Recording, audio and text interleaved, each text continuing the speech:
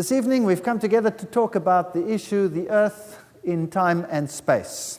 You know that the world out there teaches that everything is millions and millions and millions of years old, and the evidence is presented as irrefutable.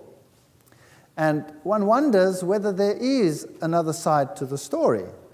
So I want to talk about this issue and present some thoughts to you. And as I have said earlier in our greeting, I do not wish to indoctrinate anyone. I would just like to state the other side of the story so that at least people have a choice to make. In the media, in the schools, in the university systems, in the libraries, wherever one goes, one is subjected to only one form of information. And that's not fair. Both sides should be available so that people can make informed choices. The Bible says in Isaiah chapter 40, verse 22, He sits enthroned above the circle of the earth, and its people are like grasshoppers. He stretches out the heavens like a canopy and spreads them out like a tent to live in. So obviously there's a reference there to the God of the Bible having formed these heavenly bodies.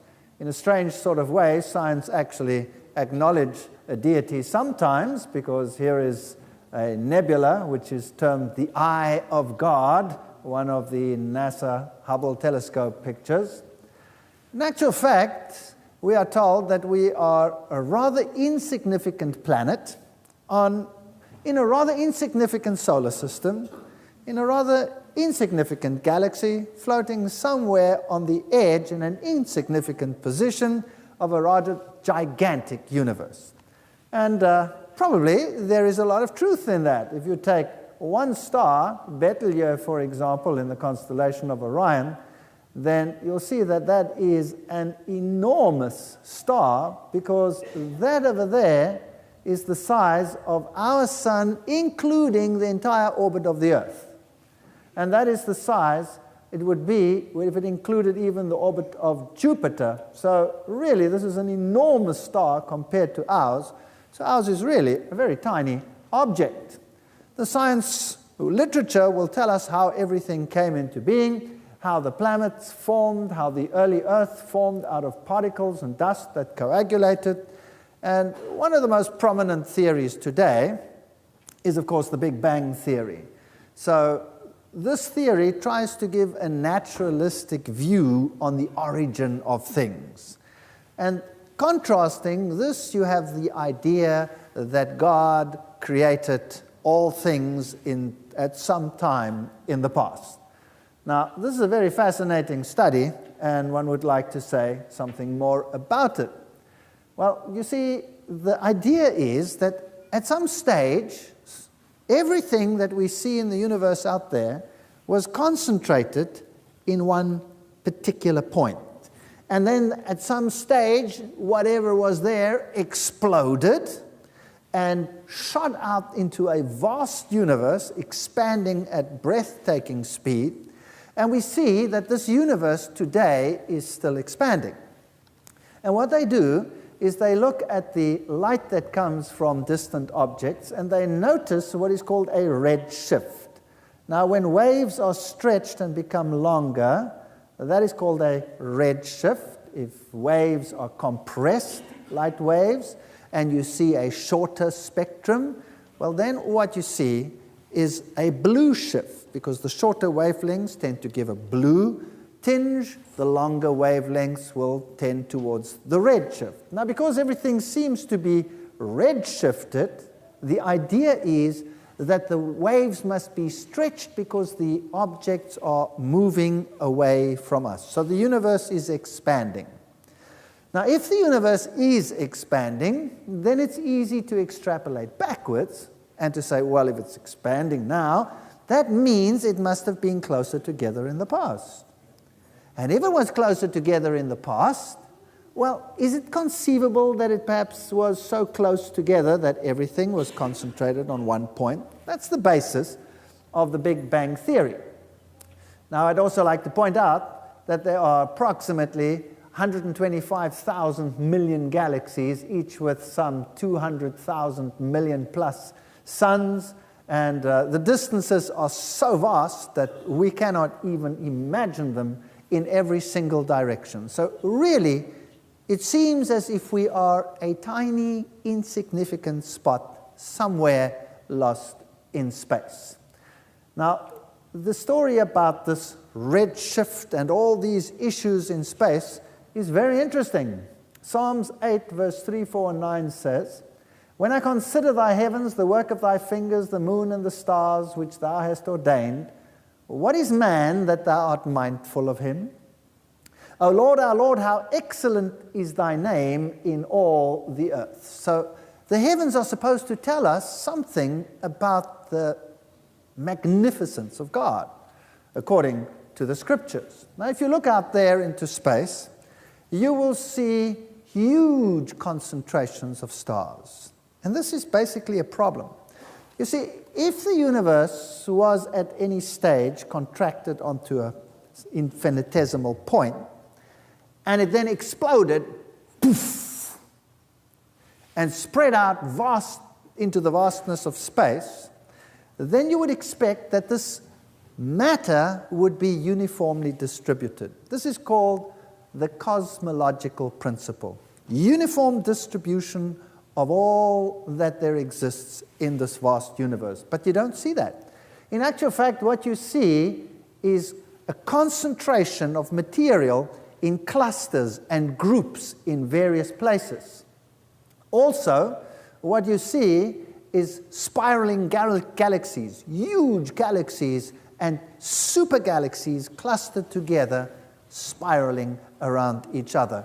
And you would not expect that. You would expect a uniform distribution of matter. In actual fact, you wouldn't expect anything. Because if there was an explosion of first energy, which later materialized into matter, there would be equal quantities of matter and antimatter, which would destroy each other. And so basically a universe should consist only of energy, if there was ever such an occurrence. But of course it doesn't. There is a tremendous propensity of matter and not antimatter. Nehemiah chapter 9 verse 6 says, "You alone are the Lord. You made the heavens, even the highest heavens, and all the starry host, the seas and all that is in them. You give life to everything, and the multitudes of heaven worship you." This is in total contrast to a naturalistic idea of origins. Now, so according to the Big Bang Theory, the universe was created between 10 and 20 billion years ago from the random cosmic explosion. That's the basic idea. And Alan Guth and Steinhardt in Scientific American in 1984 wrote, "The observable universe could have evolved from an infinitesimal region," that means a dot, maybe smaller than a dot, maybe some conjecture smaller than the size of an atom. It is then tempting to go one step further and speculate that the entire universe evolved from literally nothing. That's rather interesting. This is a scientific statement made by scientists in a scientific journal. And the idea seems to be that everything was concentrated in a dot, exploded, and this explosion came from nothing and created everything. So the philosophical assumptions you have to deal with are, firstly, a general relativity and the cosmological principle. That basically says that everything should be spread out evenly if ever anything did materialize, but it's not the case. We see everything concentrated in clusters, and this is problematic. As the professor of astrophysics at Nottingham University admits, we're lost. The foundations of the Big Bang model would crumble away. We'd be left with no explanation for the Big Bang or galaxy formation or the distribution of galaxies in the universe. So there are scientists who are saying, why is this matter not uniformly distributed? And then there's another problem. The Big Bang also violates the law of conservation of angular momentum. Now let me explain that. You see, everything is turning around. When you look at our solar system, the planets are moving around the stars, the moons are moving around the planets, everything is moving in circles. Now, if there was an explosion sometime in the past from a center, and this explosion went poof in every single direction, then whatever shot out from there shot out in straight lines in every single direction. But that's not what we see. You see, we see angular momentum, not linear momentum. We see everything going round and round and round and round. So now the question is, how come it's going round and round instead of the other way around? The fact of the matter, it is going round and round and round. So the idea then came to mind, well, there is one possibility that could explain why everything is going round and round. Maybe that original dot was also going round and round. Does that make sense? Now, if you can imagine a bunch of kids sitting on one of those merry-go-round things in a fun park, and this thing is going round and round and round and round and round and round and round and round at speed. If that thing happened to go so fast that the kids a lot later hang on and centrifuge to the outside, and then go so fast that the kids actually lose their hold and go flying off, then the law of the maintenance of angular momentum says that they will be spinning while they fly off in the same direction as the object was spinning originally. So if it was going clockwise, then they will spin off clockwise. Does that make sense? So that can explain why everything is going round and round.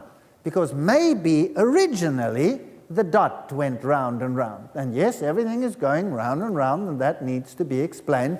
And wherever you look in this vast space, you'll find things going round and round. And as science has said, they will be flying off in all the various directions. Amos 5 verse 8 says, "Seek him that makes the Pleiades and Orion." It's interesting that it names these two star systems. And the Pleiades, or the Seven Sisters, is what is known as a bound cluster. That's very fascinating. Can you bind the chains of Pleiades? Can you keep them together? Which is what science has recently discovered, that it in fact is a bound cluster. That means the gravity within the system is equal to the force that wants to separate them, so it stays together. In contrast, loose the cords of Orion. The systems in the belt of Orion are flying apart at breathtaking speed. Fascinating that that should be in Job 38, verse 31. But the general principle is that things seem to be moving apart and moving round and round, sometimes in intricate patterns. But the problem is the globular clusters and the concentration of the matter in the universe, which should be uniformly distributed, but is not. Even Einstein recognized this problem and came up eventually with ideas to counter it. But they're theoretical and not practical solutions. So this law of the conservation of angular momentum, what does it mean? Everything in the universe is spinning. Planets, stars, galaxies. It would take an enormous amount of energy to start a planet spinning, something that's called inertia. So advocates of the Big Bang Theory propose that the singularity, that little dot, blew up and the Big Bang was spinning before it exploded. Thus, everything within it was spinning as it flung out. But now there's a problem. However, some galaxies, some planets, for example, Venus, Uranus, Pluto, many moons are spinning backwards. That's called retrograde motion. It's going the wrong way around. Some moons even have a retrograde orbit around the planet, going the wrong way. Some are going this way and some are going the other way. Jupiter, Saturn, Uranus, Neptune have moons orbiting in both directions. Now, this is a serious problem. Here's a galaxy called NGC 4622, which appears to be rotating in the opposite direction. The whole galaxy going the other way around. Now, this is another serious problem. What do you do with all these things that are going the wrong way around? Planets and moons and all of these things that are going the wrong way around. What do you do with them? Well, the problem is that you would have to say something stopped the spin and put it in the other way. That would have to be such a force that would probably shoot the whole planet apart, and you would have to do it all over the place, even within the same systems. A highly improbable event. So even that seems to violate the idea. There are many scientists who feel that there are many problems with the Big Bang. Here's an article in Nature which says the Big Bang is not yet dead, but is in the decline. And it also says that it implies that some of these findings imply an age of the universe much smaller than the known ages of the stars and the globular clusters of the galaxy. So as far as the Big Bang theory is concerned, the proponents for and against both have arguments, but at least we can say categorically that not everybody says categorically, yes, that's the way it happened. In fact, there are many that say it could never have happened that way.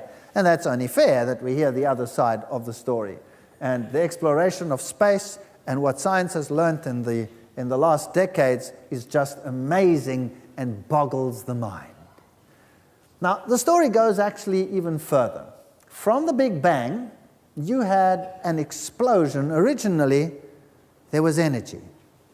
Then a quark soup. These are subatomic particles.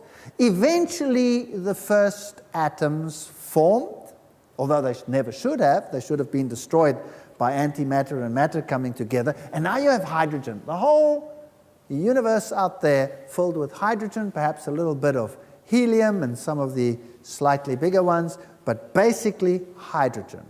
Now, what do we consist of? What elements are there in us? Everything, from carbon to every single ion that you can imagine, the whole periodic table, we have it. Now, where do all those come from? If we all evolved naturalistically, where do all these other particles come from? If there was a vast gas cloud, it's consisting just of the very lightest of the gases. Well, science teaches that these compounds must have formed out there, or else they couldn't be there today, right? So how did it happen? Well, they reason that the gas clouds started to coalesce upon each other, and eventually forces within the system contracting through gravity, the various elements in upon each other, until you had the formation of stars. And in the stars, you would have nuclear fusion, creating all the other components, and then those stars explode with a supernova and put all that new material into the space. And then that gathers again into new systems, and eventually you have all the elements that you need. There are major problems with that. How do you get a gas that is expanding in a vast universe of space to come together under forces of gravity, mind you, which we do not see operating at that level, forming a star? That's a major problem. And then to redefine it and eventually to have the raw materials to actually start an evolutionary process of naturalistic evolution until we can get the dawn of man. That's basically what is taught. So originally, there was just inorganic material. And this inorganic material gathered then on some planet, and on this planet of inorganic material, organic molecules formed spontaneously on this planet, and those organic molecules again came together fortuitously to form the molecules of life, and they in turn to form cells, and they in turn to form the other organisms on the planet. That's what we're taught. So basically, where does everything come from? Dust. Dust. And dust reconstructed itself through processes, naturalistic processes, to eventually form everything that we see today. So basically, you come from a rock. That's what is taught. That's what one has to believe. And one has to ask oneself the question, is this feasible? That dust eventually formed life, and life eventually formed the complex organisms and structures that we see in the world today. Is that feasible, all by itself, driven by a process which required natural selection? We'll be dealing with all of these issues. Now, science further teaches that once this process had started, then on our own planet, through various ages, which are characterized in millions of years, life came into existence and the evolution of macroorganisms, that's everything that creeps and crawls and does whatever it does, took place in the last 600 million years. And there's a huge time scale which is thrust at us and say, there it is, you do with it whatever you deem fit. And then we are taught that since this early dawn of the macroorganisms, I'm not talking about the prebiotic world, the world can be divided basically into time zones, which geology has basically termed the Paleozoic, the Mesozoic, and the Cenozoic, and that in that time, organisms evolved, and that today we can actually see the record of this evolution in the rocks. That's the science of paleontology. The science of geology concerns itself with how the matter was formulated and formed on this earth, how it came into its present position, and how everything came to be as old and as distributed as it is today. Now, is this true? Do we have such a paleontological record? The answer is yes. Do we have such a geological record? Well, the answer is yes and no. Because nowhere in the world do we have such a complete record. We have a fragment here, we have a fragment there. So basically what we see on the left is a theory which science has put together. It is not based on a definite column that we can go and look at in any place of the world. So tonight I want to look at the basic assumptions of geology, just the basic assumptions. Tomorrow night we will be dealing with the living organisms. We'll be looking at how the organisms evolved, how the world tells us they came into being, and whether this is in line with what we see or whether it is not. These are very important questions so that people can make informed choices. Let's first have a look at some of the questions of age. Radiometric dating. Radiometric dating is a technique that is used to tell us how old objects are. And basically, it's not a very complex system, and it works very well. You can do it in a laboratory. There are ways of exactly determining the ratios of certain isotopes to each other, and this information is used to tell us how old things are. But the problem is, you have to make certain assumptions. And let's just run through them. The first assumption you have to make is that the rate of decay and half-lives have remained constant over time. Okay, basic principle.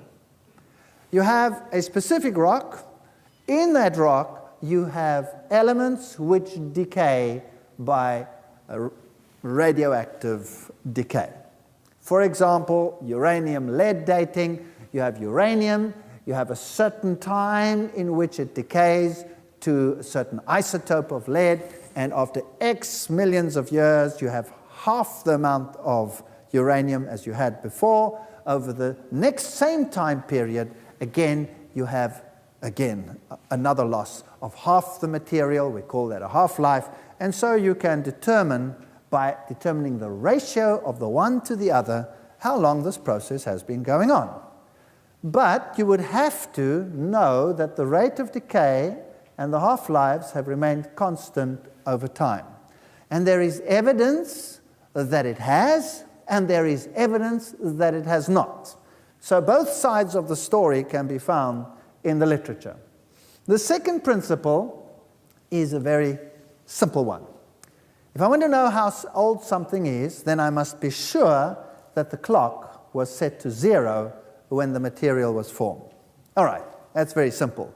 How do I know how old any one of you are? What basically do I have to know if I want to know how old any of you are? I must know when you were born. Isn't that right? I must know when you were born. So if I have a birth date, well, then I can work it out. This individual is X number of years old. How old are you the second that you are born? 0. In fact, somebody stands there with a stopwatch, and the time you are born is registered, tick, And after 5 minutes, Daddy walks out with the child in his arms to show whoever's watching and says, my baby is how old? 5 minutes old. So I have to have a birthday. So now, if I want to know how old the rock is, how do I know when it was born? Now, if I wasn't there to see it born, sometimes you can be there. If volcanic material comes out of the earth, you can see that it's born kind of now. You know what I mean? But rocks that are supposed to be ancient, I wasn't there, nobody was there. How do I know when they were born? I don't know when they were born. So I have to use a supposition.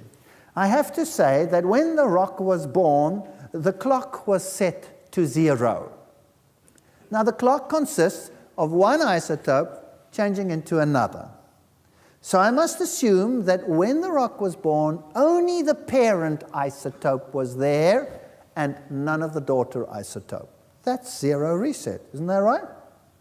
Now, is that the case or is it not the case? The answer is that the literature abounds with cases where it is not the case.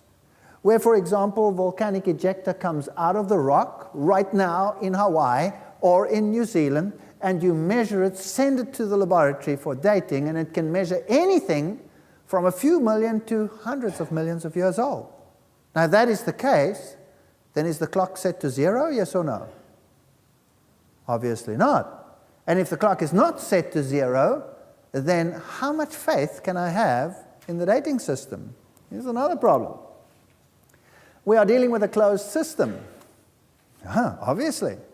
If I'm going to determine ratios of one to another, it must be a closed system. Can you imagine, here in the front, I have a timer, a sand timer. You know, like an egg timer?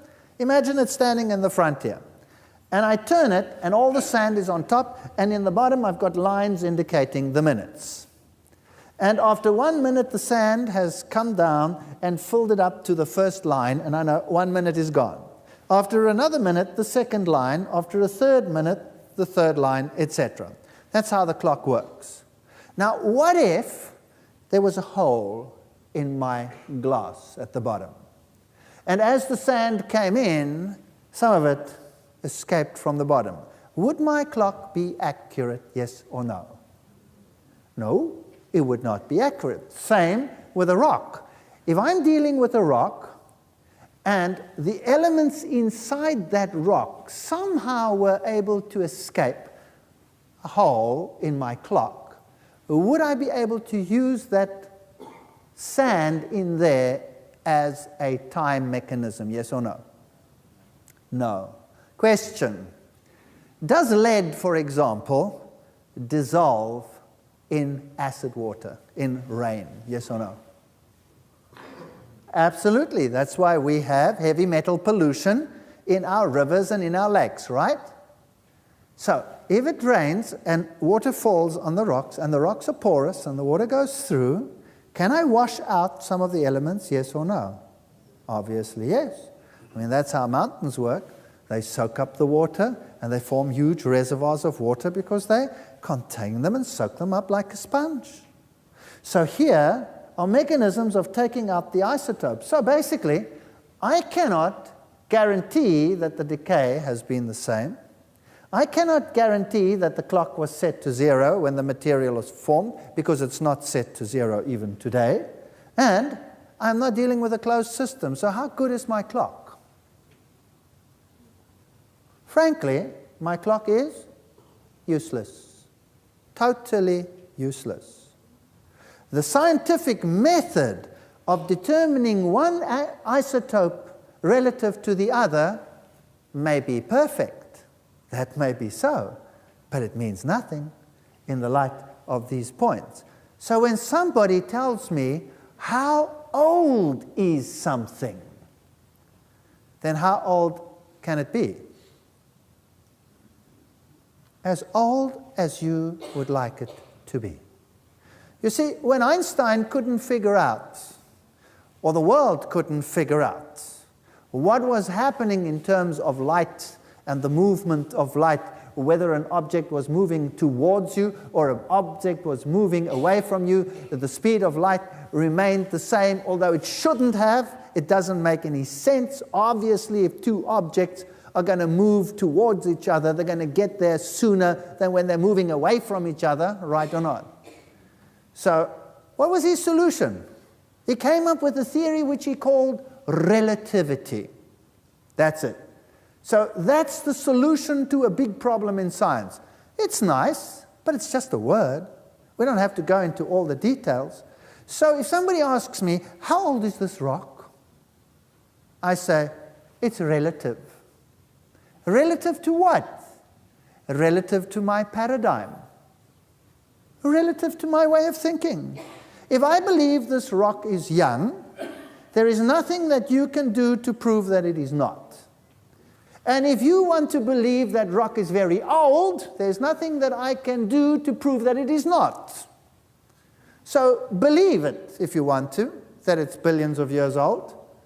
Or believe it if you want to, that it's a few thousand years old. There is nothing that stops you from believing what you want to believe. Nothing. And no matter how much arm wrestling science does with you, to tell you that you must believe that it's old because that is their paradigm, tell them it's relative. You can believe whatever you want to believe. There is no evidence, impelling evidence to force you to change your mind. You don't have to. Having got that out of the way, and please, I'm not saying you can't believe what you want to believe. I'm saying you have freedom of choice to believe what you want to now. That's all. That's all. So I'm not running anyone down. Now, let's have a look at these rocks. Science teaches that each one of the rock layers that we find in the geological column, which is something that doesn't exist anywhere on this planet in toto, each one of these once represented a time gone by, sometime in the distant past, when each one of those was the surface of the earth, and life was enacted on each one of these very much like it is enacted today. So today we have cycles of rain, we have cycles of weather change, we have all these cycles, we have cycles of erosion, we have cycles of deposition.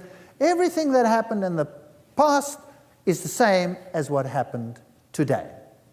So obviously, it is logical to say that the bottom layers will be the ones that were there first. Then came the next stage, then the next stage, then the next stage, then the next stage. Or we could say that this is a layer of material, then another layer of material, then another layer of material, and then another layer of material. See the difference? It's not very big, except for what? Except that science attaches great time to each layer. Does that make sense? So science says each layer represents a huge block of time. So when you take a layer away, what are you taking away? A huge block of time. Whereas if you say each layer is just one layer of mud on top of the next layer of mud, and you take one away, all you are taking away is a layer of mud. There's a difference in the thinking there. So let's think about that. So science teaches, okay, the first layer is at the bottom, that's the oldest one, then came the next one, then came the next one, then the next one, then the next one. That's called superposition, one on top of the other. It's very logical, makes perfect sense. And then we are told that the oldest layers have organisms such as these, so that's obviously what lived then. And if you go a little bit higher into that layer over there, the Ordovician, then you had creatures like this. If you go a little bit higher, you come to the Silurian, you have creatures like this. Go a little bit higher to the Devonian, well, then you have fishes and all kinds of things. If you go a little bit higher, you come to the Permian, you have the first land plants and all these interesting things. And then these huge trees, then you come to the Triassic and the Jurassic and the Cretaceous, and you have these wonderful dinosaurs and all these interesting creatures. Then you go a little bit higher, then you come to the Cenozoic, and then you get all the mammals. And that's how evolution happened. So you started with these marine organisms, and then you went up through the fishes, eventually to the frogs and the reptiles, and etc. Now, we're not going to deal with the animals tonight. We'll deal with them tomorrow. Let's just look at the rocks tonight. Now, rocks are never as interesting as animals. So tomorrow obviously will be more interesting. We'll look at dinosaurs and evolution of creatures and all of these things. But rocks are what you have to walk on, right? So they're important. If you were not on a rock, you'd be in trouble. Now, the Bible has a totally different story. The Bible tells us that at some stage there was a flood. The Bible says that this flood lasted 1 year, 17 days. That's kind of strange. Most people think flood, it rained 40 days, 40 nights, and it was all over. No. That's not what the Bible says. The Bible says it rained 40 days and 40 nights. The Bible says the waters of the great deep broke forth, and the waters rose for some 5 months. Then they started to decline, and after 1 year and 17 days, Noah could leave the ark. Now that is decried a fairy tale today. A very strange little story, an allegorism, just to keep people happy, and makes a nice children's story. But in any case, that's what the Bible teaches. And that it took 1 year, 17 days, high in the mountains of Ararat, for Noah to actually leave the ark. You see, it says he was so old when he entered, he was so old when this happened, he was so old when he sent out the ravens and the doves, and he was so old when he left the ark. So you can work it out, how long it was.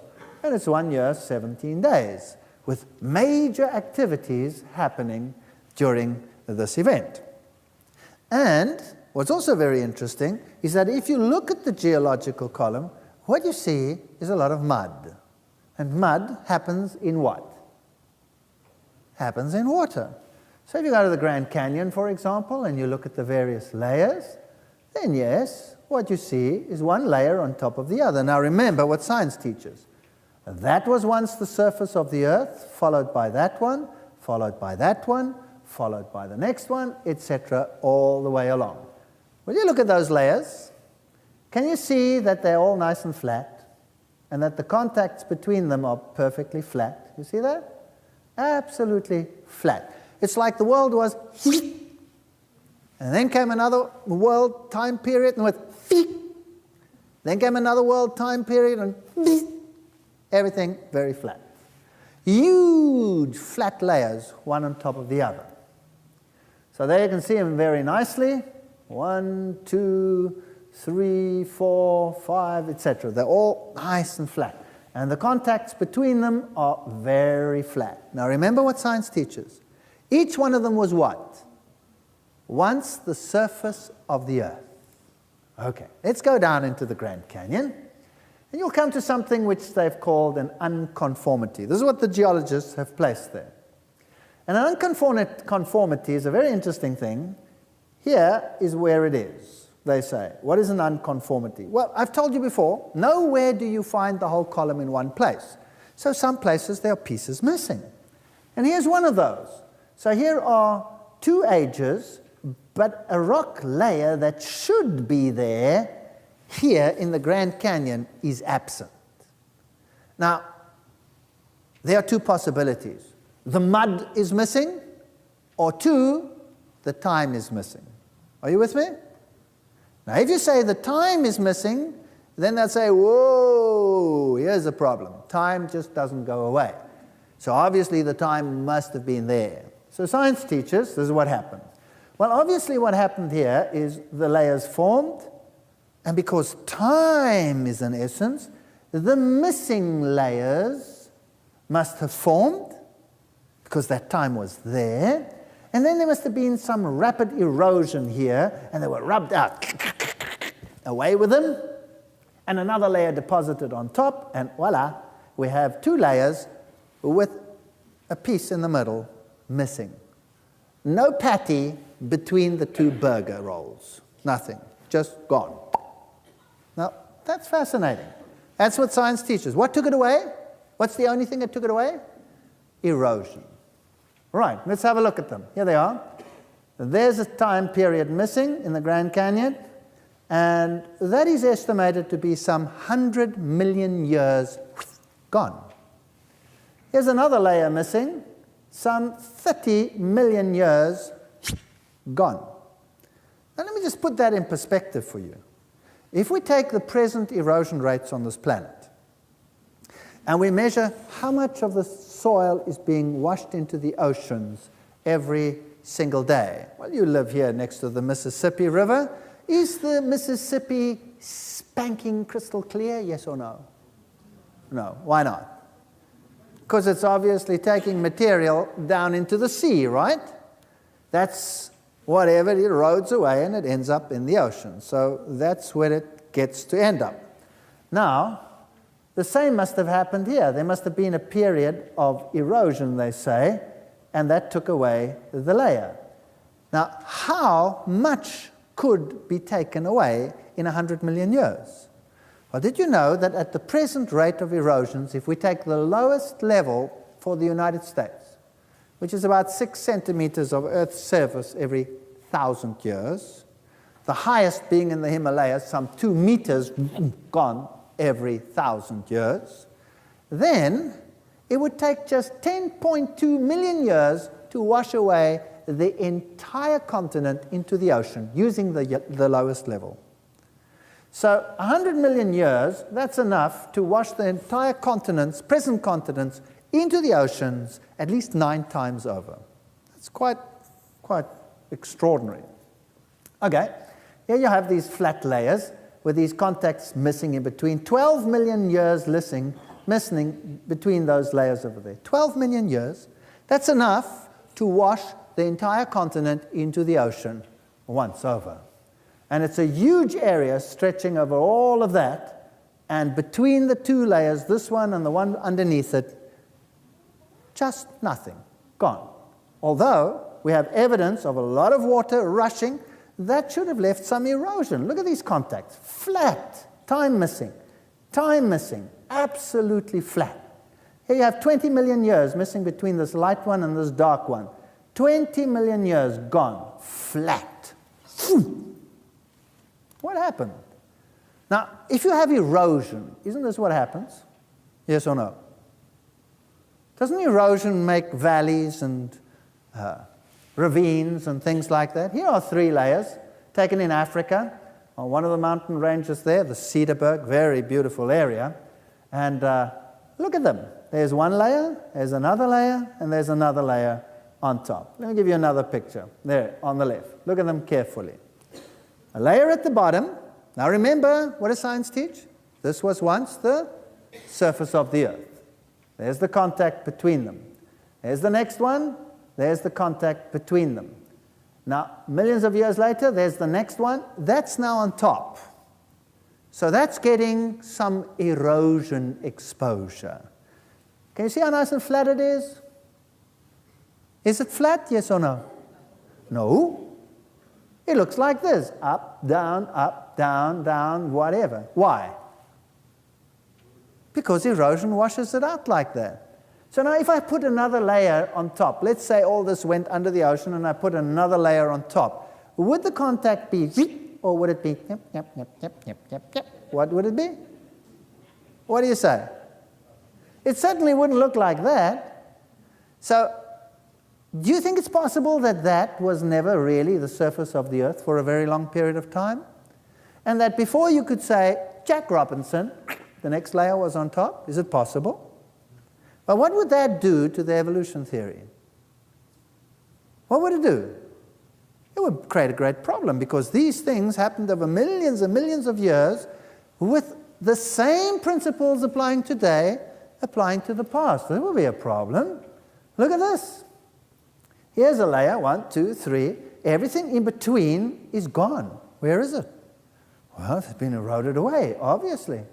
All right, so if I put new layers on top, I certainly shouldn't get flat contacts, shouldn't look like that. Erosion will have it look like that, right or wrong. And if I put a layer on top, it should look like that, right or wrong. But it doesn't, it looks like this. All right, now let's think about this. Let's say this is the Grand Canyon, and the black is one layer, and the red is another layer, but I know there should be a yellow because it was found in another area. But it's not there in the Grand Canyon. So what does science teach? It was washed away by erosion. Is that right? and therefore millions of years of time cannot be found there. But the contact is absolutely flat, and it shouldn't. It should look like that. So now, here's another possibility. In actual fact, this wasn't time at all. These are layers of mud. There's one layer of mud, a missing layer of mud, and a red layer of mud. Whereas here we have a black, a yellow, and a red layer. Let me explain this. I have 3 buckets of mud here in the front. One contains black mud, the other one yellow mud, and the other one red mud.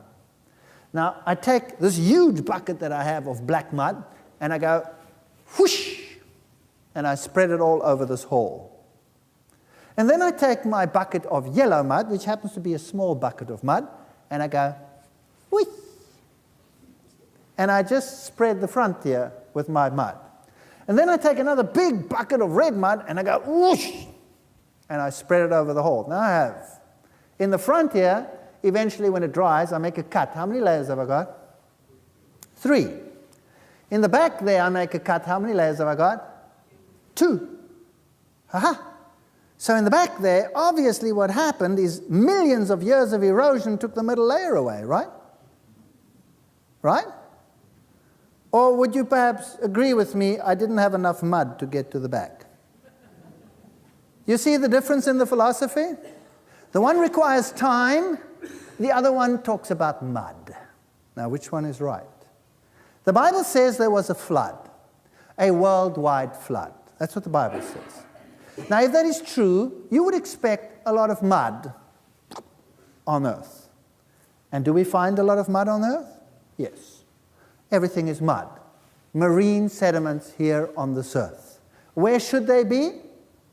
In the bottom of the ocean. There's not enough there to account for any of this time that has gone by. It's all sitting on land, which is all kind of upside down. Now, here are some scientific publications. 20 million years of weathering and erosion under varied conditions. And then he says, the survival of these paleoforms is in some degree an embarrassment to all the commonly accepted models of landscape development. Here's a scientist that says, you know, we have a problem.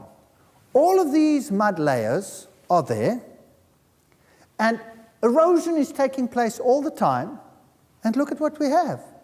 Everything is still there. Actually, it should be gone several times over. Why is it still there? So we will be looking at this issue in the next section. For example, the outcrops were excellent, but even the closest inspection failed to turn up the precise position of the 15 million year gap. Why is there a gap and I cannot see it? These are questions that need answering, and we'll see them in a moment.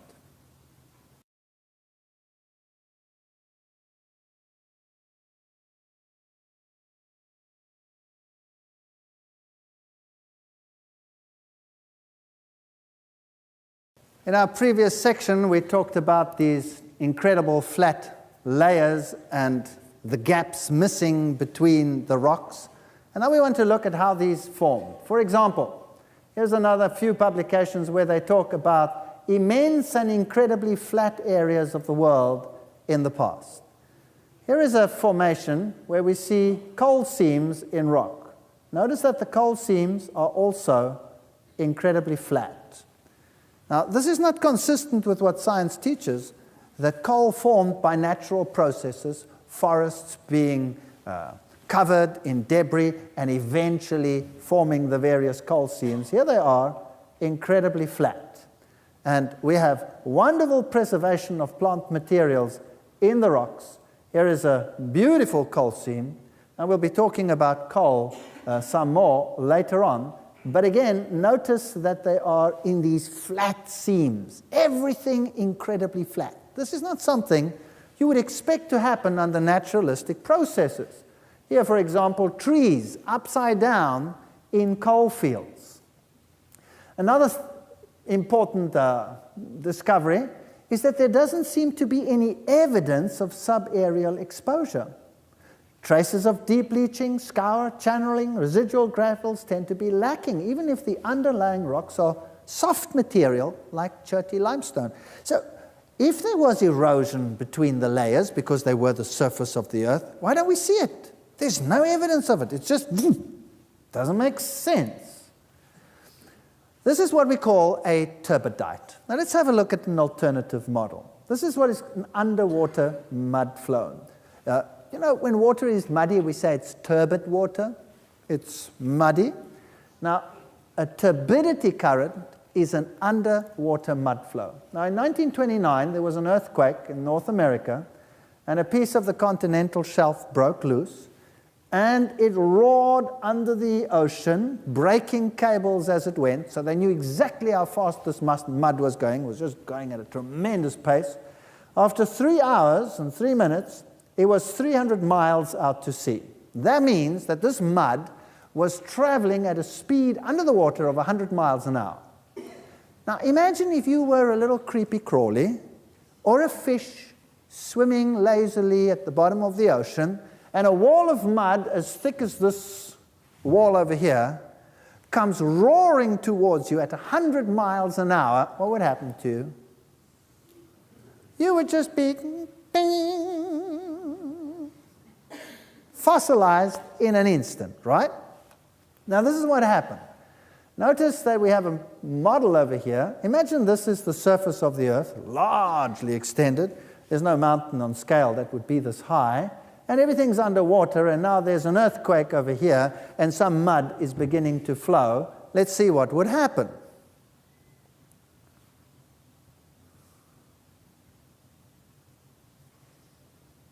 There it flows. Watch how it comes over the hills, into the valleys, over the top.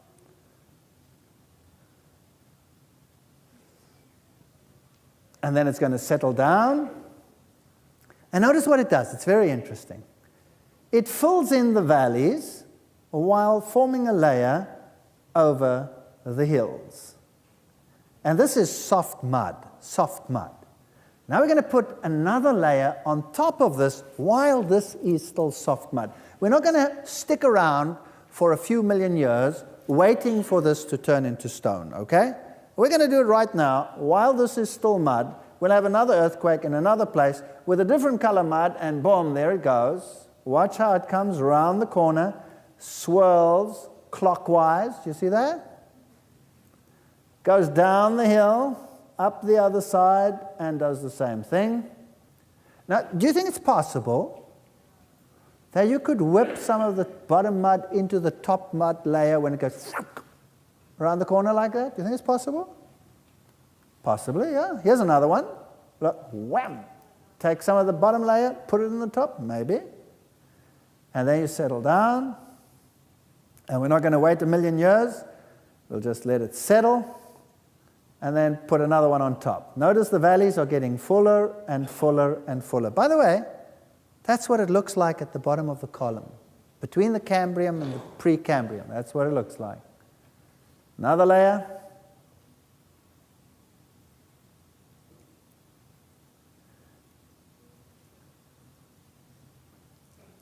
And another.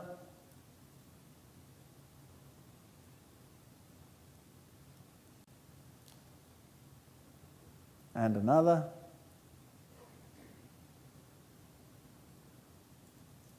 And now it's getting pretty flat. And now they're just rushing along nicely, one on top of the other.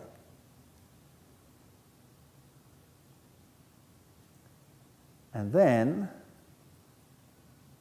we have a closer look.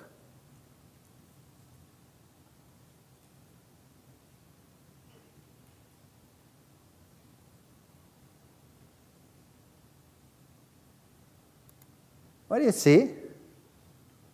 You see one layer on top of each other, and what are the contacts like? What's the contacts like? Flat. And especially on top, everything is flat. And can you see that here and there, for example, there's a little bit of mixing of the bottom layer into the top layer. Okay, if we go a little bit closer, notice what else we'll see. All right. If you look carefully, you will see that in this layer, from there to there, the coarser material, the heavier stuff, is at the bottom. Why? Because it's heavy and it settles out. And the finer material is at the top, because it's lighter. and it takes longer to settle. So this thing is graded coarse to fine, which is what happens in water. Now, if this layer had to form over millions of years with then a rain, and then a drought, and then a rain, and then a drought, and all these things happening, would the whole thing be jumbled up, or would it be graded coarse to fine? It would be jumbled up. If it's graded coarse to fine from the bottom to the top, what does that mean? That this layer formed how? Boom, catastrophically. All right? So if we go into nature and we have a look at them, here we are in the Swiss Alps, hundreds of these layers, one on top of the other. So it's just one after the other. Here we have some in Texas, and they've been lifted up. And you can drive to any of these areas in your country, you'll see beautiful examples. They were, of course, first flat, then they were lifted up later. These are all turbidites. How do we know? Because they're graded coarse to fine. Here are huge ones, big ones, showing tremendous activity. Here's another one. Notice the coarse material is at the bottom, then it gets finer, and then you have the fine mud over there. There are even some ripple marks showing that this happened underwater. And there's the next one, the coarse material to the fine material. Here's one in Australia. This one is in New Zealand, sorry. There you have the coarse material at the bottom.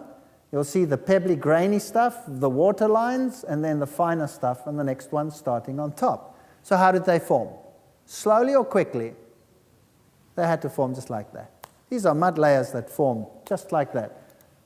Now, if you go to the Grand Canyon, you'll find a fascinating thing. From the bottom to the top, the whole canyon is graded coarse to fine. Wow. That means that the whole thing must have happened in a very short period of time. Now, the scientists will tell you, now, whoa, hold it a second. There are obvious regions in the geological column where we can say that this was a desert time period. How are you going to fit that into this watery situation? And they will cite areas like this in Zion National Park, for example. This layer, they claim, was a period of desert. And this over here is a desert dune. There's a problem here, because desert dunes never got to be this big, because they just cannot be that big in air. But underwater they can. And so they studied these in detail, and looking at the way in which it is laid down and how it is formed, they've come to the conclusion that after all, they were formed in water. So what happened? Let's assume you have a continent, and the mountains that are here today in the world didn't exist. Didn't exist. So it looked different, and you had huge inland seas and you had an ocean basin. And then something happened, and the whole continent was pushed under the sea. That means the sea would rush onto the land, and all the sediments in the sea would go onto the land. Then you would have the sediments of the ocean mixed with freshwater sediments here on the land. And then you do the reverse. You lift up the continents again, folding takes place, the mountain ranges form, and the new ocean basin forms. And the sediment that was in the ocean is now on top of the land, and you can see it in the mountain ranges and all over the place. And that's what it looks like. The sediment is on the land instead of in the ocean. Where should it be if the oceans have been around for hundreds of millions of years? Where should the sediment be? The bottom of the ocean. It's not there. It's on land. Well, that's very strange. Let's have a look at these layers. Here are two layers in the Grand Canyon. The one is called Coconino Sandstone. The other one is called the Hermit Shale. You can tell them nicely apart. They've got two different colors. And you can see some interesting structures. Boom, there's one. It's called a flame. Here's the one layer. There's the other layer. And here there's obvious mixing. Can you see that this one over here is as if it were whipped into the top layer? Can you see that?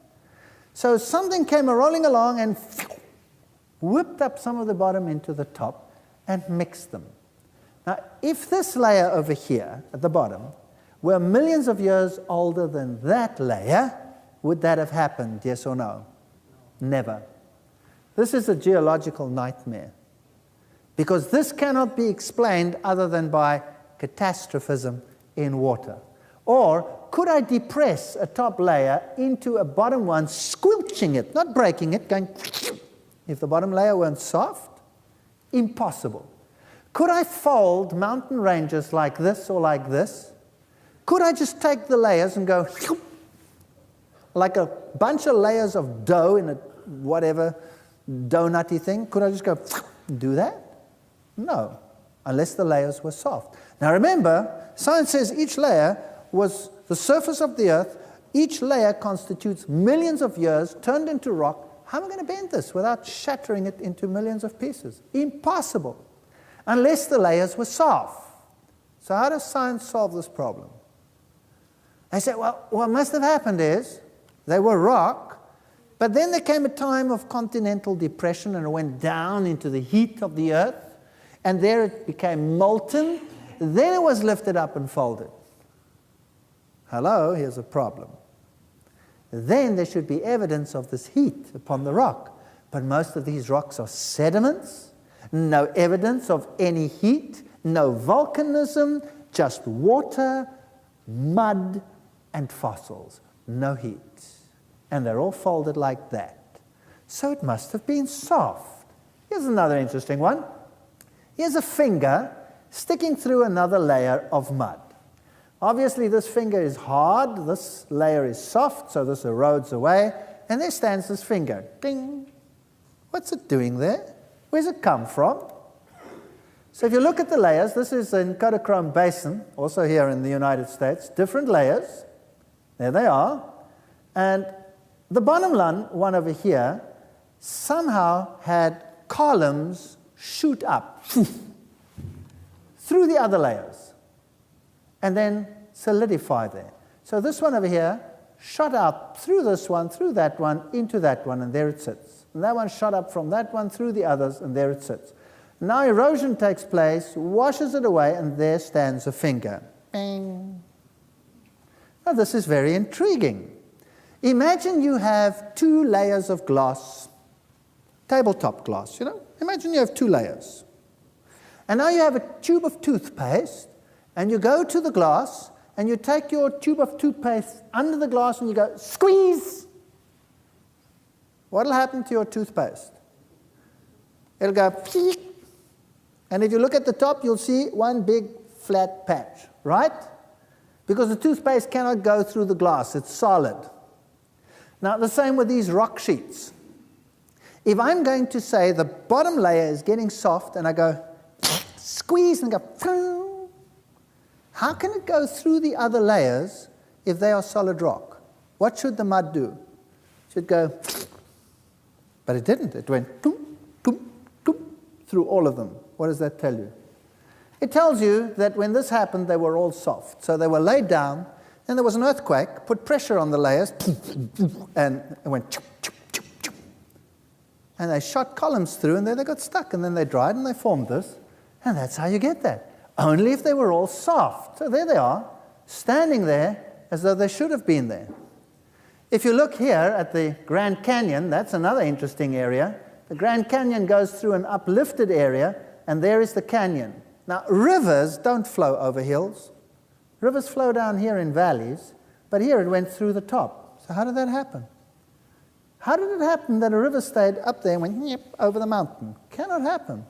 So something must have happened to form a rip, and the water must have rushed through, and the layers that we have are indicative of a major flood catastrophe. So looking at the Grand Canyon, what washed this out? This little river flowing over a hill? Doesn't happen.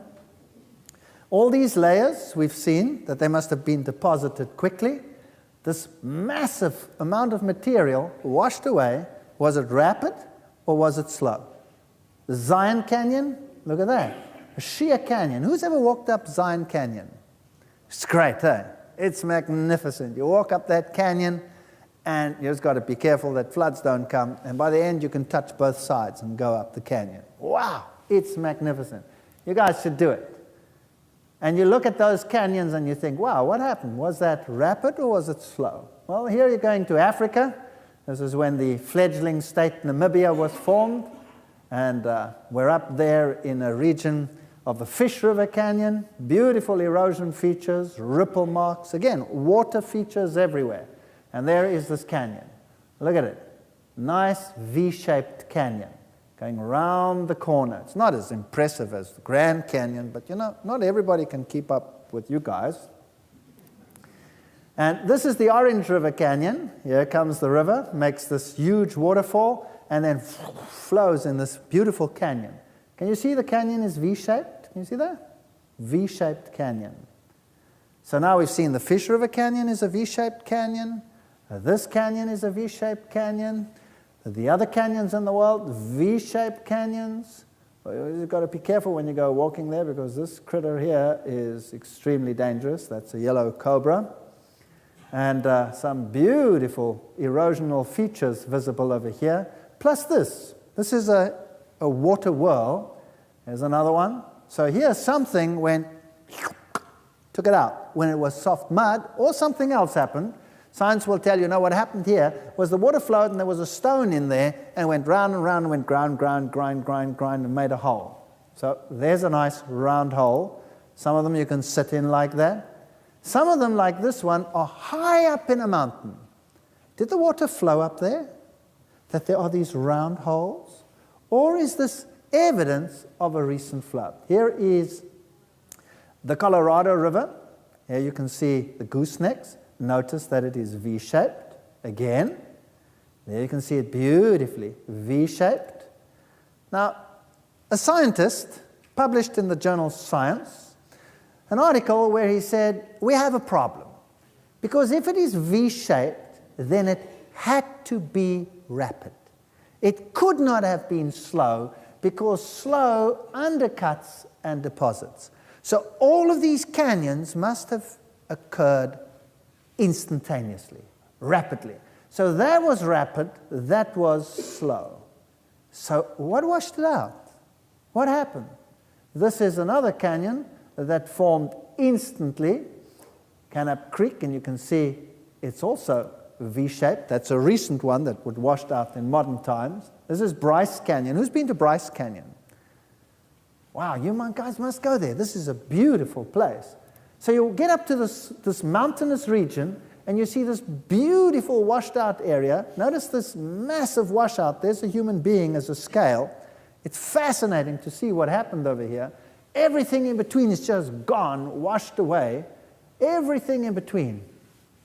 Erosion has eradicated it, leaving these magnificent monuments to some water activity. This is Monument Valley. Notice these mounds that stand in this valley. Now, once upon a time, these were all flat sheets, one on top of the other, and what has washed everything in between away? What does science say? Millions of years of erosion. But in actual fact, when you look at them, is it possible that it could have been rapid erosion rather than millions of years? There are the monuments, there they are. Everything in between is gone, and these stubbornly remain behind. Look at those two, standing side by side, like two cooling towers at some factory. Amazing. There they stand. Everything else in between is gone. Millions of years of erosion has taken it away, but these two are stubborn as goats. There they stand. We will not go with the rest. Does that make any sense? Or those are the Navajo twins, and everything else in between is gone. I'm going to take you to an area in Africa, and this is in Basotho land. And here is an interesting feature. This happened in one rainstorm. Notice that the rainwater came and washed away all the material, leaving a mound there, a mound there, a mound there, another one there, another one there, another one there, a couple over there, and a range over here.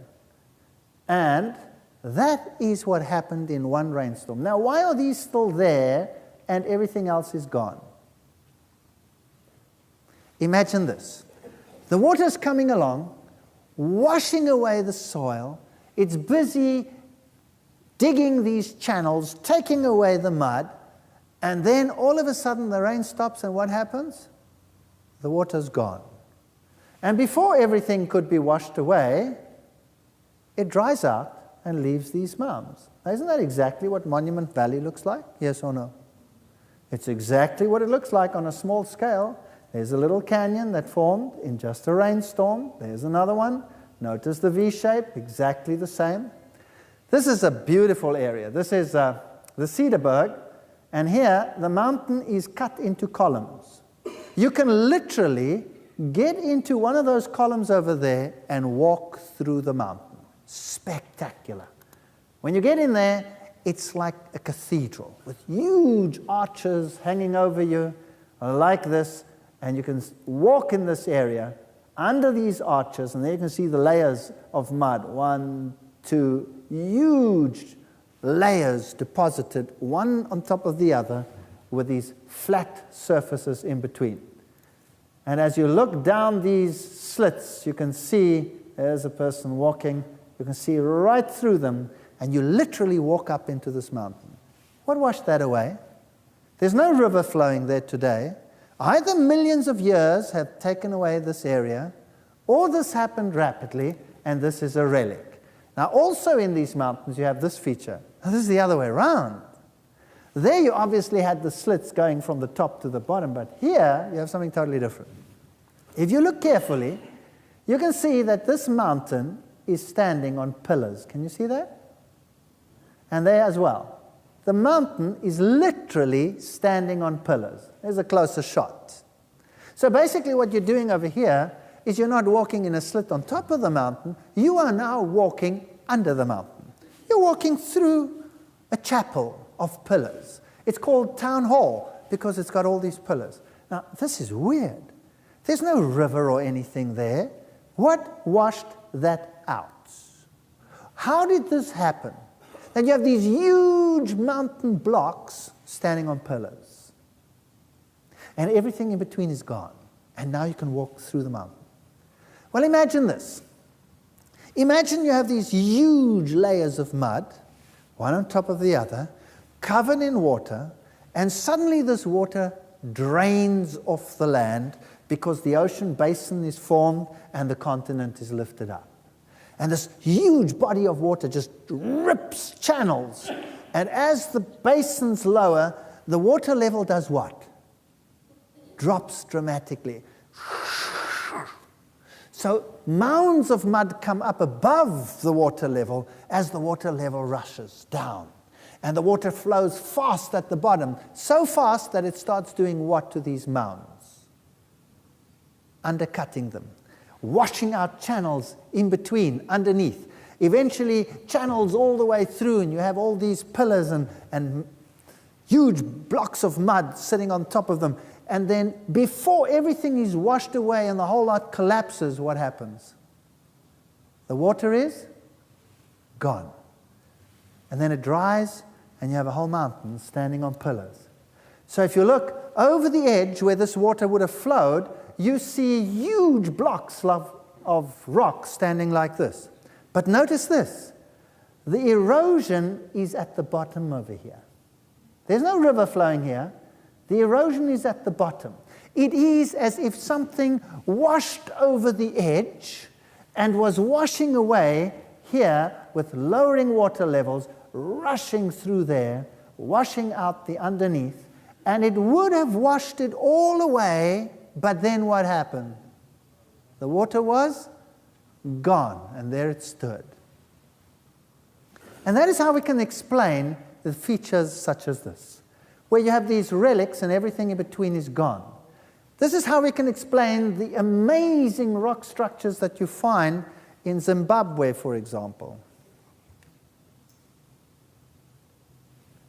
All right, so this is how we explain these wonderful features where you have these rocks that seem to be balancing one on top of the other, and you wonder, how do they get there? But if this was actually a relic of huge sheets that were there, everything washed away, but before all of this could collapse, the water was gone, well, that would explain it. That would explain Ayers Rock in Australia. And now there's only one problem left. Science says that all of this is fair and well, but there's a problem. Surely it would take millions of years for these layers to form solid rock. Well, here's something interesting. We have a ceramic pot over here and a bottle encased in solid stone, and they come from the HMS Birkenhead, which sank off Danger Point in 1852. So basically, you have two choices. Either this bottle is millions of years old, or this rock is not millions of years old. Now, we know how old it is, so we know it must have formed rapidly. Here you have a bell. That's a ship's bell, encased in solid rock. So you have to now either believe that the bell is millions of years old, or that the rock is not millions of years old. Stalactites and stalagmites. Who's been to a cave, a big cave somewhere in the States? What do they tell you? How old are these stalactites and stalagmites? They tell you they are millions of years old. Is that correct? Okay. Here's one that formed when water was pumped to this area, and it grew in front of their eyes because the water was rich in calcium carbonate, and here it formed. Here is one, or many of them, where you see two people standing down there. Those are miners. This is a mine that has been vacated for some 30 years, and these are the stalagmites and stalactites in this mine. So now you have to assume that this mine is millions of years old, or that these did not take so long to form. Which is it going to be? We know that this is a mine, and that this took 30 years, and that is what you see. In fact, I have a bridge that I travel under when I go to work in my home country. And under this bridge, there hangs this beautiful stalactite about so long. Every time I travel under that bridge, I wonder, wow, who constructed this millions of year old bridge over here? So a picture really does speak 1,000 words. There's one last hope, and that is gemstones. Surely they take a long time to form. This is malachite. Malachite is a semi-precious stone which we find in Africa. It's a ritual stone. It's used by the witch doctors, and it has magical connotations for them. It's a beautiful green stone, and it forms in Zaire, the former Congo. And there are mines there where these are dug out. Now, they form in columns like this. So they're basically like stalactites and stalagmites. And they form when the right elements are in the rock. Now, it's very expensive. And here is a piece that was sent to the United States from Africa. And it broke in transit. Now, a piece like this, that's about 12 centimeters across. It's not very big. A piece like this will cost in the region of $26,000 US. This is expensive stuff. So now, when it broke, they sent it back. And now the dealer had it and called me and says, I have a disaster. Come and look at this. So I went and had a look. And there was a wire. Can you see it? Sticking out of the rock. And I said to the dealer, you know, we have a wire in here. This is very, very strange. Do you mind if I take your $26,000 rock and break off the next one? Literally burst into tears. Literally. That's a lot of money, you know. But we took it and we went, and guess what? What do you see in there? Well, let me go a little bit closer. What do you see down there? It's another wire. And if you look at the material, it's malachite. There is no crooking here. This is perfect malachite. So now you have an option. This wire over here tells you that wire has been around for millions and millions of years. Or there's another option. The miners might have discovered that if they put copper wires down and they let water run through the rock material, that this would act as a center for rapid formation and the stone would form quickly. So I said to the dealer, wow, where do you get this stuff? He said, I got it in Zaire. I said, that's amazing. Can you get any more? He says, no, they're out. I said, well, that's a great opportunity. Phone them. Ask if you can order some more. And he said, but they have none. I said, well, ask how long it'll take before you can get some more. So he found them, and he asked them when he could get some more malachite. And they said they were all out.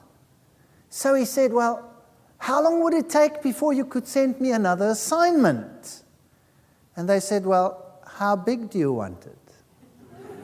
That's a fascinating question, don't you think? How big do you want it? What has size got to do with what you find in a mine? And so I said to him, same size. Yeah, same size. So he said, well, about 12 centimeters by 12 centimeters. And they were silent for a while, and they said, we could probably find those in about 3 months. So how long does it take for this rock to form? 3 months. So do we need millions and millions of years for all of these features? The Bible says in Romans 1 verse 20, for the invisible things of him from the creation of the world are clearly seen, being understood by the things that are made, even his eternal power and Godhead, so that they are without excuse. So basically, if you go and look out there, maybe you can see things which might tell you that maybe the Bible's not so wrong after all. That's the bottom line of this text. Now, we have looked at some of the features. We've looked at the time issue. We've looked at the cosmology. We've had a look at the planets and the stars and all the theories as to where everything came from in terms of all of these things. But what we haven't looked at in detail is whether this flood indeed was universal. That's a problem. You see, science is willing to look at some of the evidence that they find and say, okay, we're trapped. We admit it. There is a problem. But we will acknowledge only local catastrophes. We will say, yes, there is a possibility that that feature over there formed during a local catastrophe, and that one over there formed during a local catastrophe. But a universal flood, forget it. Why? Why is it imperative, and think about this, why is it imperative for science to deny a universal flood? Why? I'll tell you why.